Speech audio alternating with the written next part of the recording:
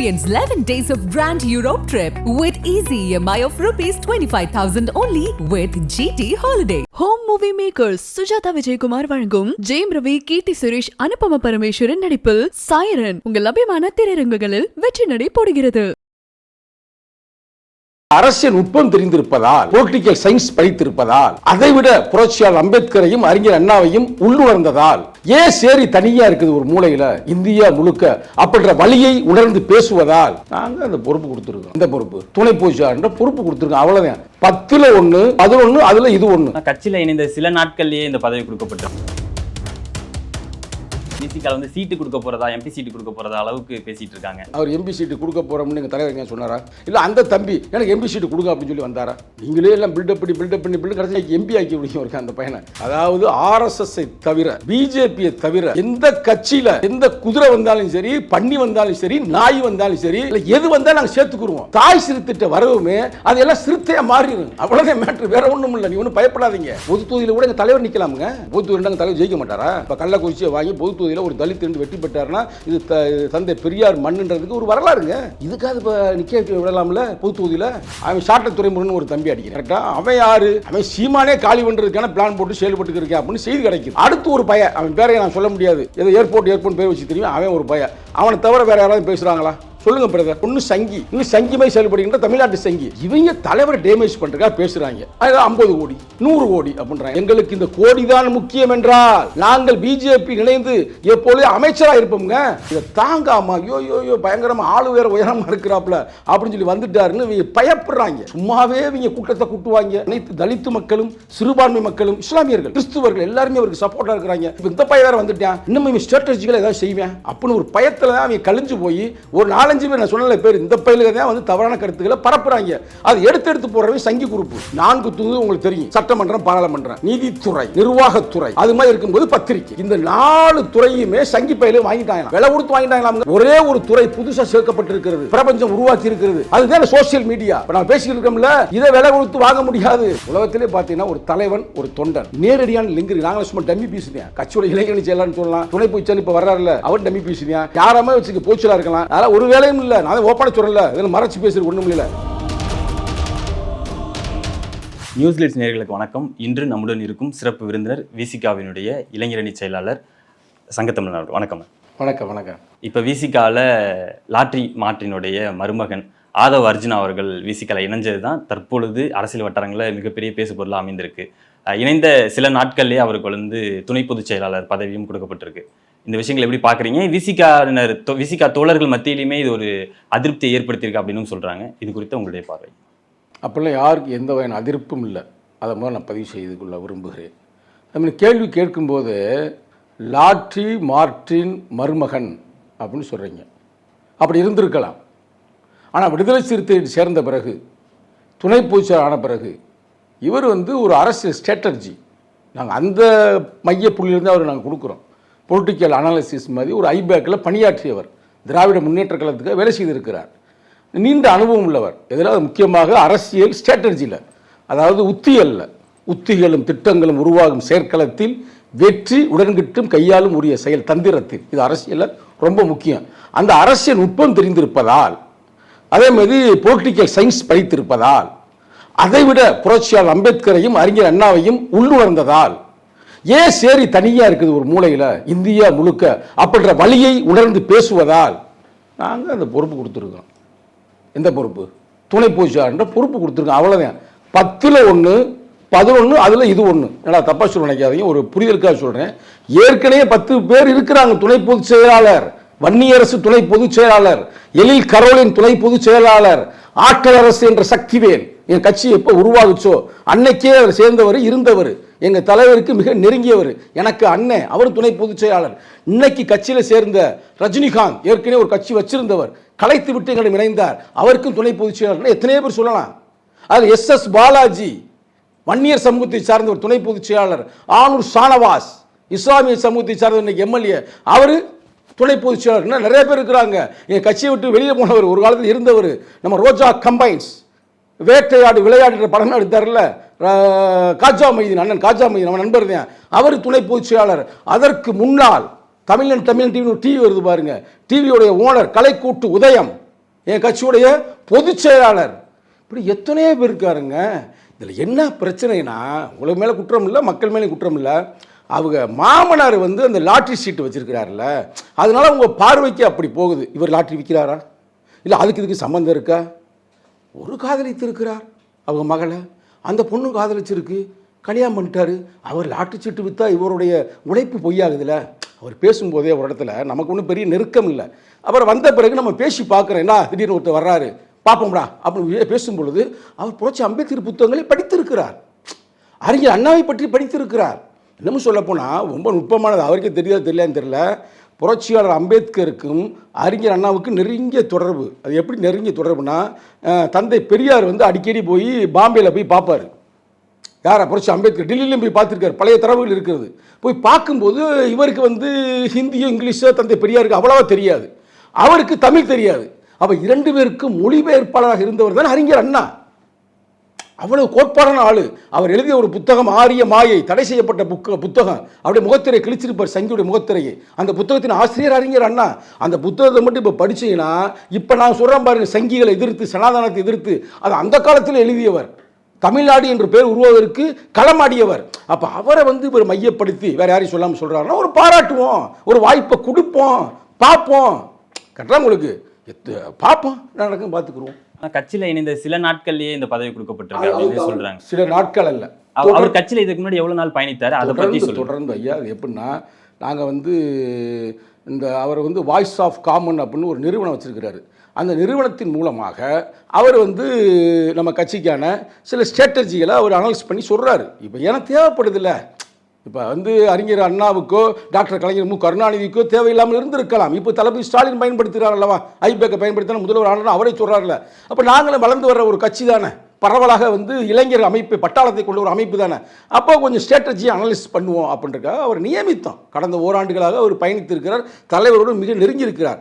அது மட்டுமல்ல, அதற்கு முன்னால் இருந்தே கடந்த 10 ஆண்டுகளாகவே நேரடியாக தலைவருக்கு ஒரு பழக்கமாக இருந்திருக்கிறார்.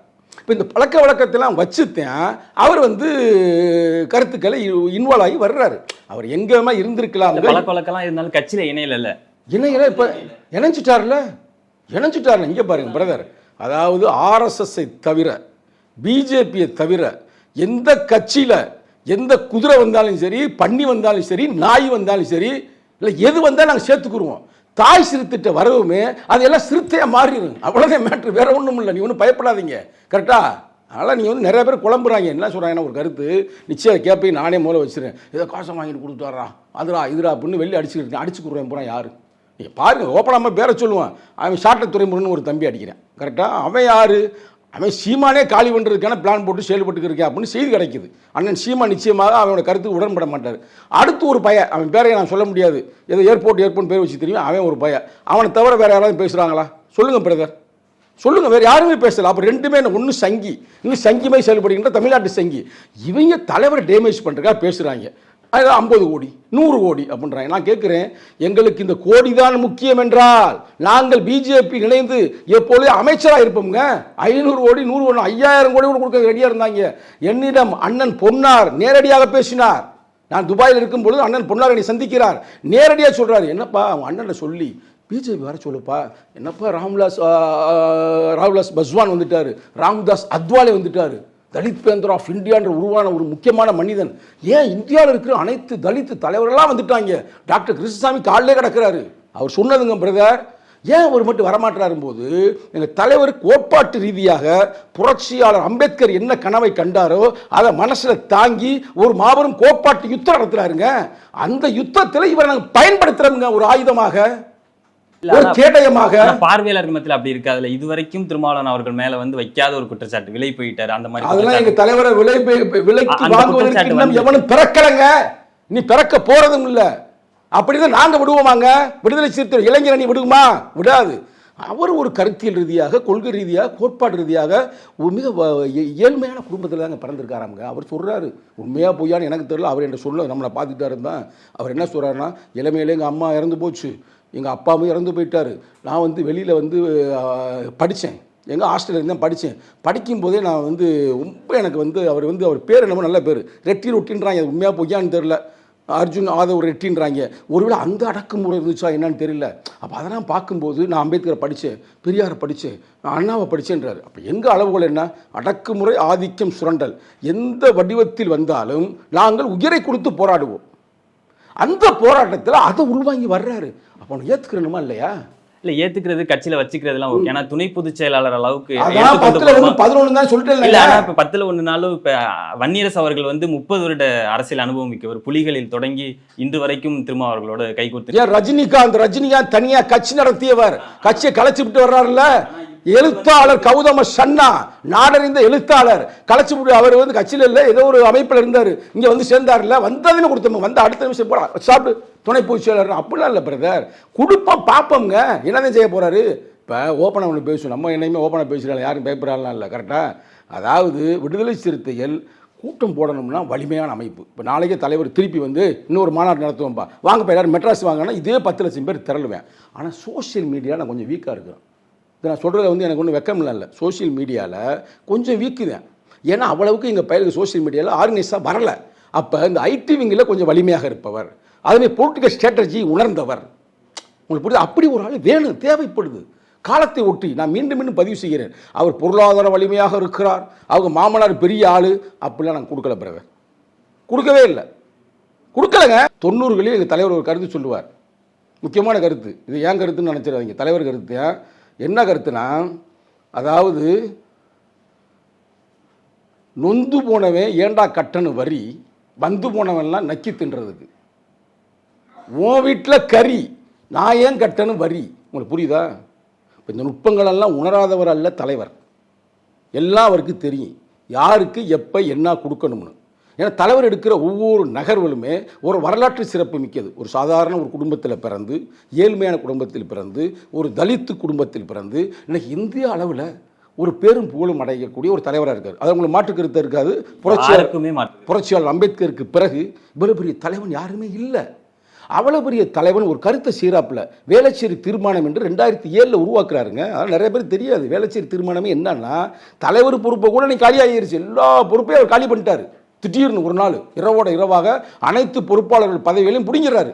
பேப்பரில் வந்து ஜூவிலே வந்துச்சு, தலைமையிலிருந்து கீழே வரைக்கும் அனைத்து பொறுப்பாளர் எடுத்துட்டு அவர் ஒன்று அறிவிக்கிறாரு, எந்த சாதியாக இருக்கட்டும், மதமாக இருக்கட்டும், இனமாக இருக்கட்டும், எல்லாம் வந்து சேருங்கப்பான்னு. அப்போ தான் எல்லா பேரும் வர்றாங்க. அதில் வந்தவர் தான் கலைக்கூட்டு உதயம். அவர் நாடார் சமூகத்தை சேர்ந்தவர். நீங்கள் அப்போல்லாம் வந்து கேட்கவே இல்லை. 2008 சேர்ந்தாருங்க, அடுத்த நாளே போச்சுறாருங்க, சாப்பிடு போ அப்படி தானே கொடுத்தாரு தலைவர். அப்போ நம்ம வந்து ஏன் நம்ம கொடுக்குறோம்னா, இது வெறும் தலித் அமைப்பு, தலித்துகளுக்கு மட்டும் இருந்து நம்ம விடுதலை வென்றெடுக்க முடியாது. இதுவும் கோட்பாடு தான். புரட்சி அம்பேத்கர் தெளிவாக சொல்கிறார், ஒரு தலித்து விடுதலை அடைய வேண்டும் என்றால் அவனுக்கு அரசியல் அதிகாரம் கைப்பற்ற வேண்டும். அனைத்து பிரச்சனைகளுக்கும் திறவுகோல் எதுனா அரசியல் அதிகாரம். அந்த அரசியல் அதிகாரத்தை கைப்பற்றுவதற்கு வெறும் தலித்து மட்டுமே முடியாது. தலித்து அல்லாத ஜனநாயக சக்திகள், தோழமை சக்திகள், நல்ல மனம் படைத்தவர்கள் வர வேண்டும். அவங்க வந்து ஆதரவு கொடுத்தா தான் வெற்றி பெற முடியும். இப்போ தலைவர் சிதம்பரத்தில் நின்று ஜெயிச்சாருங்க, பார்த்துருப்பீங்க. நைட்டு பூரா என்ன விடிய விடிய என்ன முதல்வர் ஜெயிச்சிட்டாரு, பிரதமர் ஜெயிச்சிட்டாரு, எல்லாம் ஜெயிச்சிட்டாங்க. ஏன் இவருக்கு மட்டும் இவ்வளவு சிக்கல்? தலித்து ஓட்டு வந்துருச்சு, நான் தலித்து இருக்காங்களே, தலித் அல்லாத ஒரு ஓட்டு வரலை. அது கொஞ்சம் கொஞ்சமாக தானே வரும், ஒரே நேரத்தில் வந்துடாதுல. அதே அந்த பிரச்சனை. அப்போ தலித்து விடுதலை என்பது வெறும் தலித்துகளால் சாத்தியப்படாது. இது அம்பேத்கருடைய தத்துவம். அதை 2007 உள்வாங்கி சேர்க்கிறாரு. இப்போ அந்த தம்பி ஒன்றும் தலித்து இல்லைல்ல, ரெட்டியர் ஒட்டியதை பேர் சொல்கிறாங்க, கரெக்டாக இல்லையா? அப்புறம் அதில் ஒன்றும் பிரச்சனை இல்லை பிரதர். அவன் என்ன வெளியில் இதை தாங்காமல் ஐயோ பயங்கரமாக ஆளு வேறு உயரமாக இருக்கிறாப்புல அப்படின்னு சொல்லி வந்துட்டாருன்னு இவங்க பயப்படுறாங்க. பயந்து போய்ட்டு சும்மாவே இவங்க கூட்டத்தை கூட்டுவாங்க, பயங்கரமாக ஸ்ட்ராங்காக இருப்பாங்க. ஏறக்குறைய வந்து அனைத்து தலித்து மக்களும், சிறுபான்மை மக்களும், இஸ்லாமியர்கள், கிறிஸ்துவர்கள் எல்லாருமே அவருக்கு சப்போர்ட்டாக இருக்கிறாங்க. இப்போ இந்த பையன் வேறு வந்துட்டான், இன்னும் இவன் ஸ்ட்ராட்டஜிக்கலாக ஏதாவது செய்வேன் அப்படின்னு ஒரு பயத்தில் தான் அவங்க கழிஞ்சு போய் ஒரு 4-5 பேர், நான் சொன்னல பேர், இந்த பயிலுக்கு தான் வந்து தவறான கருத்துக்களை பரப்புகிறாங்க. அது எடுத்து போடுறவே சங்கி குரூப்பு, ரைட்டா? ஆனால் எங்கள் மனச்சாட்சிக்கு தெரியும், எங்கள் தலைவர் கடந்த 30 ஆண்டுகளுக்கு மேலாக திருமணம் கூட செய்து கொள்ளாமல் தொடர்ந்து இந்த மக்களுக்கு உழைத்து கொண்டிருக்கிறார். எந்த வெறுப்புலாம் உழைத்து கொண்டிருக்காரு. அவர் மேலே சாயம் பூசுறா, 50 கோடி வாங்கிட்டாரா, 100 கோடி வாங்கிட்டாரு. இது அயோக்கியத்தனம் இல்லையாங்க? யோசிச்சு பாருங்க. ஆனால் அவர் ஏற்கனவே திமுகவுக்கும் இந்த ஸ்ட்ராட்டஜி வந்து ஒர்க் பண்ணிட்டு இருந்தார். 2-3 எலெக்ஷனில் ஒர்க் பண்ணார். ஆனால் அங்கே கூட இவ்வளோ இம்பார்ட்டன்ஸ் கொடுக்கல. இப்போ வந்து விசிகால வந்து சீட்டு கொடுக்க போகிறதா, எம்பி சீட்டு கொடுக்க போகிறதா அளவுக்கு பேசிகிட்டு இருக்காங்க. ஆனால் திமுக கூட அந்த விஷயங்களை செய்ய தாங்கி இருந்துச்சோ, ஒருவேளை லாட்டி நீங்கள் தான் எல்லா மீடியாவும் அவர் எம்பி சீட்டு கொடுக்க போகிறோம்னு எங்கள் தலைவர் எங்கே சொன்னாரா? நான் கேட்குறேன், எங்கள் தலைவர் ஏதாவது இடத்துல நீங்கள் ஒரு ஆளே எப்படி அறிவிக்கிறீங்க? எங்கள் தலைவர் ஏதாவது ஒரு இடத்துல ஓப்பா உனக்கு எம்பி சீட்டு தரேன்னு சொன்னாரா? இல்லை அந்த தம்பி எனக்கு எம்பி சீட்டு கொடுங்க அப்படின்னு சொல்லி வந்தாரா? நீங்களே எல்லாம் பில்டப் பண்ணி கடைசி எம்பி ஆக்கி விடுங்க ஒரு அந்த பையனை. அப்படிலாம் இல்லை பிரதர். நாங்கள் பொது தொகுதி கேட்குறோம்னா பொது தொகுதியில் கூட எங்கள் தலைவர் நிற்கலாமுங்க. பொது தொகுதியில் எங்கள் தலைவர் ஜெயிக்க மாட்டாரா? இப்போ கள்ளக்குறிச்சியை வாங்கி பொது தொகுதியில் ஒரு தலித் ரெண்டு வெற்றி பெற்றார்னா இது தந்தை பெரியார் மண்ணுன்றதுக்கு ஒரு வரலாறுங்க. கேட்குறாங்க நிறைய பேர் கேள்வி மூலமே இன்டர்வியூ போனாலே தந்தை பெரியார் மண்ணுன்றீங்க. செஞ்சு கொடுப்பு என்ன கேட்குற, ஏன்டா துணை முதல்வர் ஆக முடியல? இந்த ஆந்திராவில் ஆகிட்டேன், கேரளாவில் ஆகிட்டேன், கேரளாவில் இல்லை கர்நாடகாவில் ஆகிட்டேன், உத்தரப்பிரதேசில் ஆகிட்டேன், மகாராஷ்டிராவில் ஆகிட்டேன்னு அடுக்குறாங்க. உத்தரப்பிரதேசத்தில் முதல்வராகவே ஆயிடுச்சு அந்த அம்மா, 3 முறை ஆயிடுச்சு. இங்கே வந்து 1960 ஒருத்தர் ஆகிட்டார் ஆந்திராவில். ஏன்டா நீ ஆகலைன்றான். சரி அது ஆகிறது அப்புறம் பார்த்துக்குருவோம். இதுக்காக இப்போ நிற்க விடலாம்ல? பொது தொகுதியில் நின்று ஒருத்தர் வெற்றி பெற்றாருன்னா வரலாறுங்க. அதுக்கான முயற்சிகள் தான். அதனால் வந்து நீங்கள் வந்து வேணுக்கிடமே திட்டமிட்டு ஒரு தவறான செய்திகளை பரப்புகிறார்கள். நான் மீண்டும் சொல்லுகிறேன், அதாவது அவங்க மாமனாருங்க லாட்டரி சீட்டு வைக்கிறார், அவருக்கு இதுக்கு தொடர்பு இல்லை. இவர் முழுக்க பொலிட்டிக்கல் ஸ்ட்ராட்டஜி அப்படின்னு தான் ஆஃபீஸ் வச்சு நடத்திக்கிட்டு இருக்காரு. அதுபோல் சில பிஸ்னஸ் பண்ணுறாரு, அதில் அவங்க மாமனாருக்கு சம்மந்தம் இல்லை. அப்போ நீங்கள் வந்துட்டு அவர் படித்த படிப்பை விட்டுட்டீங்க, ஆள் ஒரு ஸ்போர்ட்ஸ்மேன்றதை விட்டுட்டீங்க. மாமனார் இப்போ எங்களுக்கு கிடைச்ச செய்தி இது நாள் வரைக்கும் வந்து மாமனாருக்கு இவர் இப்போ மருமைன்னு சொன்னாங்க. இப்போ இந்த மருமனுக்கு தாண்டா அவர் மாமனார்னு சொல்கிற அளவுக்கு வந்துருச்சுங்க செய்தி விடுவிச்சதுக்கு வரவுமே. அப்புறம் இதுக்கு முன்னாடி வெல்லும் சனநாயகம் அந்த மாநாடு கூட இவரோட தலைமையில தான் நடைபெற்றது. அதற்கு கூட பொருள் உதவி இவர் தான் செய்தார் அப்படின்ற மாதிரி சொல்றாங்க. பிரதர், இது வந்து நுட்பமான கேள்வி. இந்த மாநாடு வந்து வெல்லும் ஜனநாயக மாநாட்டில் ஒவ்வொரு தொண்டனும் கொடுத்த காசு கணக்கு ஏன்ட்ட இருக்குது. கணக்கெல்லாம் ஒப்படைச்சிட்டாருங்க தலைவர். ஒவ்வொரு மாவட்ட செயலரும் 2 லட்சம், 10 லட்சம், 1 லட்சம்னு 144 மாவட்ட செயலரும் கொடுத்துருக்கேன். 144 × 2 போடுங்க, வந்துருச்சா? எத்தனை வந்துருச்சு? 2 கோடிக்கு மேலே வருதுல வந்துருச்சு அமௌண்ட்டு. இப்போ என்ன மாதிரி மாநில செயலர் தனிப்பட்ட முறையில் நாங்கள் கொடுத்துருக்குறோம். இப்போ வருதுல 3-4 கோடி வருதுல. இந்த பணத்தில் தான் வெல்லும் ஜனநாயகம் சிறுத்தை அடுத்த பாய்ச்சல் என்ற மாபெரும் மாநாடு நடத்தப்பட்டது. இந்த மாநாட்டில் தனிப்பட்ட முறையில் அவனோ இவனோ எவனோ கொடுக்கல காசு. பதிவு பண்ணுற இந்த இடத்துல என்னமோ பெருசாக அந்த மாநாட்டை சொல்கிறீங்க. மாநாடு வரலாறு தெரியுமா? 4 மூலைக்கு 4 மாநாடு பேரை மட்டும் சொல்கிறேன். ஒரு காலத்தில் 2007 மண்ணுரிமை மாநாடு என்று எங்கே இதில் நடத்தினான் திருநெல்வேலியில். அவர் டாக்டர் கலைஞர் மு கருணாநிதி வந்து கலந்து கொள்கிறார். அந்த கூட்டத்தை பார்த்து சொல்றார், இந்த கூட்டத்தை பார்க்கும் பொழுது இப்படி ரெக்கார்டு இருக்குங்க, இவர் கேப்டன் அல்ல, யாரு எழுச்சி தமிழர் கேப்டன் அல்ல, மேஜர் ஜெனரல் அறிவிக்கிறாருங்க, அறிவிச்சார்ல. அதை விட 2010 தமிழர் இறையாண்மை மாநாடுங்க, தாயகம் தேசியம் தன்னாட்சி வெல்லுவோம், அதுவே தமிழர் இறையாண்மை உலகுக்கு சொல்வோம் என்று தமிழர்களுக்கு ஒரு தனி இறையாண்மை இருக்கு, இந்தியா இறையாண்மை மாதிரி ஒரு மாநாடு நடத்தலாம். அதுல பயங்கரமான கூட்டமுங்க. அதை விடுங்க, நேர கோயம்புத்தூர் போங்க, ஒரு மூளைக்கு மூளை நான் சொல்கிறேன்னு சொன்னோம்னா அது சொல்லிகிட்டே இருக்கலாம். அங்கே வந்து கல்வி உரிமை மாநாடு நடத்தினோங்க, அங்கே கூட்டம் வந்துச்சுங்க, பயங்கரமான குண்டக்க வந்துருச்சு கூட்டம். ஏங்க ஆரம்பத்தில் வந்து திண்ணியத்தில் வந்து மலத்தை வந்து ஒரு வாயில் திணிச்சிட்டாங்க, கேள்விப்பட்டிருக்க திருச்சியில் உங்களுக்கு தெரிஞ்சிருக்கு, பெரிய குற்றமான செயல்பாடு. அதுக்காக நாங்கள் ஒரு ஊர்வலம் நடத்தினோம், திருச்சியை திணறிடுச்சுங்க. நார்த் இந்தியாவில் எல்லா பத்திரிகையும் வந்துருச்சு, இவ்வளோ பேர் எப்படி திரட்டின இப்போ இல்லை, நான் சொல்ல 2000 அப்பயே அவ்வளவு கூட்டங்களை உருவாக்கணும். ஏங்க நம்ம கொரோனா வருவதற்கு முன்னால் ஒரு மாநாடு நடத்தினோம்ல, தேசம் காப்போம் மாநாடு, எவ்வளோ கூட்டமுங்க. இப்போ வந்து என்னன்னா இந்த ஹெலிகாப்டர் ஷூட்டு மேலே வச்சு எடுக்கிறாங்க ஒன்று. இன்னொன்று சோசியல் மீடியா ஸ்ட்ராங்காக இருக்குது. இப்போ கூட ஐயா நல்லக்கண்ணையா பார்த்தேன், இதே கேள்வி தான் கேட்டார், சூப்பர் அப்படின்னாரு. அப்போ மகேந்திர ஐயா மொழிபெயர்ச்சி சொன்னார், நல்லக்கண்ணையா பேச முடியாது. அவர் என்னமா சொன்னார், இந்தியாவுடைய ஜனநாயகத்தில் 4 தூண்கள் தான் இருக்குது, இப்போ 5வது தூண் இருக்குது அப்படின்னாரு. எனக்கு ஒன்றுமே புரியல, என்னங்க விளக்கமாக சொல்லுங்க அப்படின்னு போது மகேந்திரன் ஐயா உள்வாங்கிட்டு என்னமா சொன்னார், 4 தூண் உங்களுக்கு தெரியும், சட்டமன்றம், பாராளுமன்றம், நீதித்துறை, நிர்வாகத்துறை, அது மாதிரி இருக்கும்போது பத்திரிகை. இந்த 4 துறையுமே சங்கி பையில வாங்கிட்டாங்களாம், விலை கொடுத்து வாங்கிட்டாங்களாமுங்க. பத்திரிகை எல்லாத்தையுமே, நீதித்துறை, நிர்வாகத்துறை, சட்டமன்றம், பாராளுமன்றம், ஒரே ஒரு துறை புதுசாக சேர்க்கப்பட்டிருக்கிறது, பிரபஞ்சம் உருவாக்கி இருக்கிறது, அதுதான் சோசியல் மீடியா. இப்போ நான் பேசிக்கிட்டு இருக்கோம்ல, இதை விலை கொடுத்து வாங்க முடியாது. ஒரு கேமரா இருந்தால் நீங்கள் வாட்டு உட்காந்து கருத்துக்களை பதிவு செய்யலாம். உங்களுக்கு புரியுதா புரியலையா? அந்த நுட்பங்கள் இப்பொழுது உருவாகி இருக்கிறது. அதனால தான் இந்த மாநாடு பரபரப்பாக பேசப்படுகிறது. எல்லா மாடலும் லட்சக்கணக்காக வருமே அவன் பாட்டுக்கு. தலைவர் எப்படிங்க உலகத்திலே வந்து நான் வந்து பெருமை, எங்கள் தலைவர் நானே பில்டப் பண்ணலன்னு சொல்ல, உலகத்திலே பார்த்தீங்கன்னா ஒரு தலைவன் ஒரு தொண்டன் நேரடியான லிங்க் இருக்குது. நாங்கள் சும்மா டம்மி பீசுதேன், கட்சியோட இளைஞரணி செயலாளர்னு சொல்லலாம், துணை பொதுச்செயலாளர் இப்போ வர்றாருல அவன் டம்மி பீசுதேன், யாராமே வச்சுக்க போச்சலாக இருக்கலாம். அதனால் ஒரு வேலையும் இல்லை, நான் ஓப்பனாக சொல்லல, இதில் மறைச்சி பேசுறது ஒன்றும் இல்லை. தலைவர் நீட்டை உட்காந்து ஃபேஸ்புக்கில் தம்பியில் வந்துருக்கடா, சோற கட்டிட்டு வந்துருக்கடா, நமக்கு வேறு வேலை இருக்கா அப்படின்னு அவன் மிரட்டு வந்துக்கிட்டே இருக்காங்க. இது ஏன் இந்த உண்மையை சொல்கிறேன்னா, தலைவர் இங்கே கூட்டம் ஒரு 5 லட்சம் வரும்னு எதிர்பார்த்தது, நீ நிறையா வந்துட்டாங்கல்ல, உன்னை கேட்குறாரு, இளைஞரணியிலேருந்து ஓன் துருவில் எத்தனை பேர் வந்தேன், மாவட்ட செயலர் கூப்பிட்டு ஓன் துருவில் ஓன் மாவட்டத்துக்கு எத்தனை பேர் வந்தேன், மதுரை மாவட்ட செயலர் கூப்பிட்டு கேட்குறாரு, டே யாரா நீ அரசு முத்து பாண்டியனா, ஓன் துருவில் எவ்வளோ வந்தா, நீ வா, நீ சென்னைக்கு ஆளா வா, கரிகால் வள ஓன் துருவில் எவ்வளோ வந்தானா, எங்கிட்ட ஒரு ரெக்கார்டு இருக்குது, அண்ணா எங்கள்கிட்ட ஒரு 100 வண்டி வந்துச்சுன்னு 150 வண்டி வந்துச்சுன்னு அப்படின்னு கணக்கு கொடுத்தாலும் அதையும் மீறுது. அப்பதான் எங்களுக்கு புரிஞ்சிச்சு, கட்சியுடைய ஆதரவாளர்கள், கட்சியில் பொறுப்பு இல்லை, அவன் வர்ற தன்னெழுச்சியாக, அது இந்தியாவிலே யாருக்கும் இல்லைன்றாங்க, இந்திய உளவுத்துறையே சொல்லுது. அதை பார்த்துட்டு தான் எல்லாரும் சூப்பரா சூப்பரான்னு அவர் பேர் அடிச்சு போறாரு. யார் இப்போ வந்திருக்கிற பிரதர், அப்படிலாம் ஒன்றுமே இல்லை. இது உண்மையான தலைவருடைய உழைப்பால் உருவாக்கப்பட்ட மாபெரும் மாநாடு. அந்த மாநாட்டில் இவர் அதை பண்ணார், ஆர்கனைஸ் பண்ணார், நம்ம அதை மறுக்க முடியாது. அதுக்கு அவர் தான் காசை போட்டு நடத்தினார்னா அது எப்படி கொச்சப்படுத்துறோம் இல்லையாங்க? ஏன்னா காசு அவர் கேட்டதுக்கு ரெக்கார்டு இருக்குது. எங்கள் தலைவர் இதில் ஃபேஸ்புக்கில் பேசியிருக்கிறாரு, கட்டுக்கட்டாக கொடுத்துட்டு போயிட்டாங்கண்ணே, மேடை ஏறி கொடுக்குறாங்க, இன்னமும் கொடுத்துருக்குறாங்க, முந்தானத்து கூட ஒருத்தர் கொடுக்குறேன். அப்போ தலைவனுக்கும் தொண்டனுக்கும் அந்த பாண்டு இருக்குங்க. அந்த பாண்டு புரட்சி அம்பேத்கருக்கு இருந்த காலத்தில் எப்படி இருந்துச்சு பார்த்தீங்கன்னா அது மாதிரி இருக்குது. அப்போ அது சிறப்பு. அதை மற்றவங்க பயன்படுத்துவதை நாங்களும் விட மாட்டோம். உங்களுக்கு புரியுதா? அப்படி இருப்பதற்கு வாய்ப்பும் இல்லை. நீங்களா போட்டு கன்ஃபியூஸ் பண்ணாதீங்க. அவர் ஒரு ஸ்ட்ராட்டஜியாக கொஞ்சம் ஐடியா இருக்குது, ஐடிவிங்கில் கொஞ்சம் ஐடியா இருக்குது, படித்தவர், இளைஞர், ஒரு விளையாட்டு துறையில் இருக்கிற ஒரு பொறுப்பில் இருக்கிறவர், அவர் நிச்சயமாக ஒழுக்கம் சார்ந்து இருக்கிறான்ற செய்தி கிடைத்திருக்குது. அதை விதப்பார். ஏன் சரி தனியாக இருக்குன்றதை வருத்தப்படுறாரு. அப்போ அதுக்கான உத்தியெல்லாம் கையாளலாம், அதெல்லாம் கொடுத்துருக்குறான். இது எப்படின்னா அவரையும் கொச்சப்படுத்துகிற மாதிரி, தலைவரை கொச்சப்படுத்துறது ஒரு மாதிரி, கட்சியை கொச்சப்படுத்துறது ஒரு மாதிரி. அந்த பையன் காசு கொடுத்து தானே சேர்ந்துருக்கானா, அப்போ அந்த பையனுக்கு அறிவே இல்லையா, இல்லை திறமையே இல்லையா அப்படின்ற மாதிரி இருக்கல. நான் யதார்த்தத்தையும் சொல்கிறேன். சீட்டு ஒருவேளை கன்ஃபார்ம் ஆனால் அதெல்லாம் அப்படி யூகிக்க தோணும்ல. அது நான் அப்பயே பழமொழி சொல்லிட்டேன்ல, 90 தலைவர் டைலாக் சொன்னா சொல்லையா, அவன் தின்ன கறி நான் ஏன்டா கட்டணு வரி அப்படின்னு தலைவரே சொன்னாருன்னா அப்படி யோசிப்பார் இல்லைங்க, சும்மா கொடுத்துருவாரா? தலைவர் யோசிப்பார், யோசிக்க மாட்டாரா? அப்புறம் அதனால் அப்படிலாம் வாய்ப்பு இல்லை.